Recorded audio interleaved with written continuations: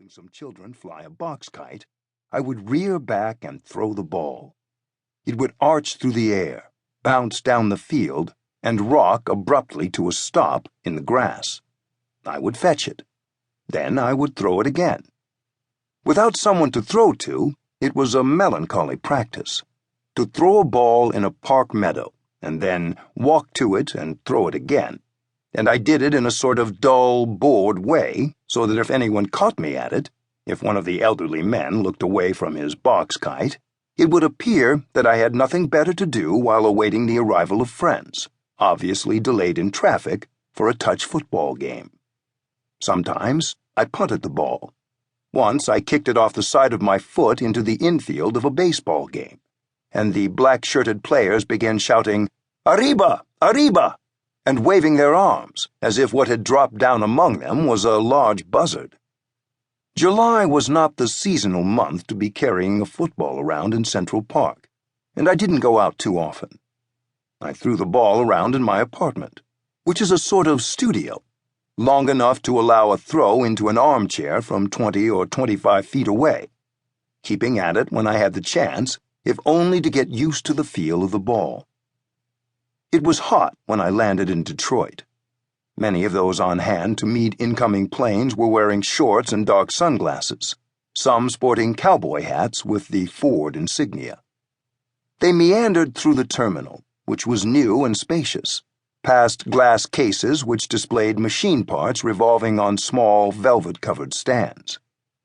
Down on the lower level, I rented a car, a red convertible, and I set out north along a main pike called Telegraph Road, following directions for Bloomfield Hills. It was hard to go wrong.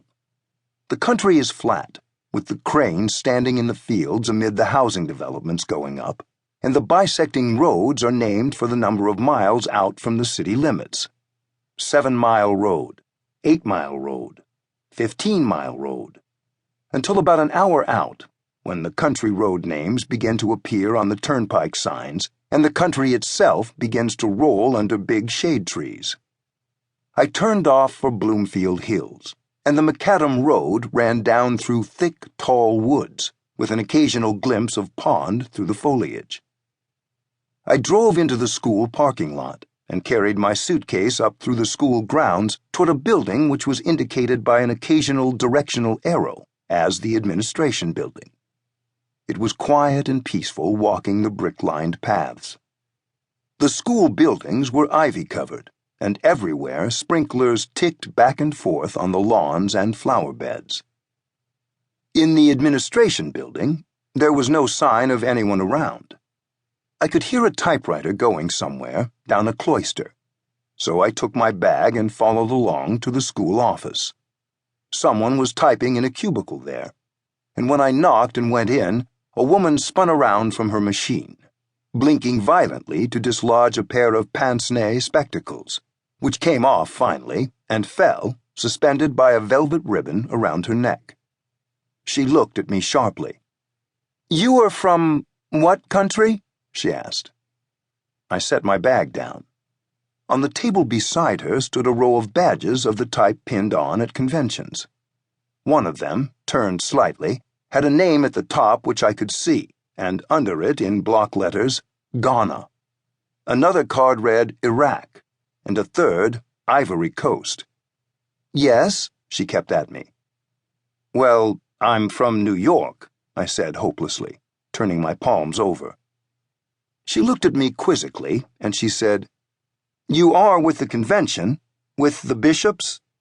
"The bishops?" She colored slightly. "Oh dear," she said, "I'm in error. We have 60 Episcopalian bishops and other church people coming in for a convention from all over the world. You are with—" "The football people," I said. "Yes," she said primly, recovering quickly. "The football people are in Page Hall."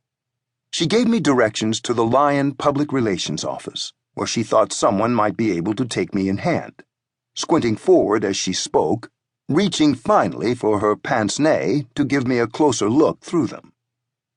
I thanked her, took up my bag, and hurried from her scrutiny, finding Page Hall after a short walk through the school grounds, and then